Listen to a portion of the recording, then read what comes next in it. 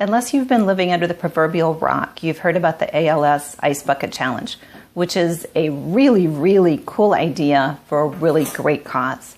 But one of our editors here at the Goodman Project asked if we could give a little attention to something that he believes is costing us even more in healthcare and is affecting a lot more people even than ALS, and that is sexual abuse, especially of men.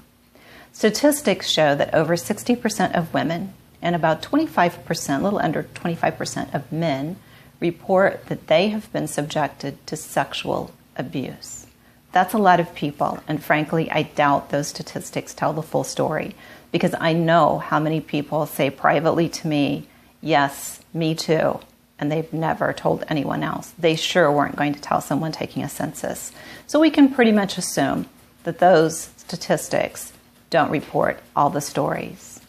I was a little surprised, though, at Chris Anderson's statistics about what it costs us in healthcare until I thought about all the implications and ramifications of sexual abuse. I didn't tell anyone except some of my nearest and dearest until just this year. So I know there are a lot of people that haven't told anyone at all, but I do know how it's affected my life, even though I feel strong and healthy and secure. That wasn't always the case. So Chris made a really great little video, and he offered us another challenge. Since ice water is actually something that scientists use to gauge your tolerance for pain, he challenged us to stick one hand in ice water for 60 seconds. There we go. Yeah, that's ice. Well, we talked about something that mattered to us. So here we go. Start counting. My hand's in ice water. Oh, that really belongs in a nice cold drink, not in a bowl with my hand in it. But as far as something that matters to me, I'll tell you what matters the most, and that is that we stop the abuse. I had someone say to me after hearing some of my story that most people who had been through what I'd been through would either be in an institution, they would be abusers, or they would be dead. Most of us have considered being dead. I tried it twice. Didn't work out too well, obviously, and I'm glad for that. But there are people that have tried, of course, and succeeded. There are also people who go on to be abusers, and we hear those stories because they abuse other people.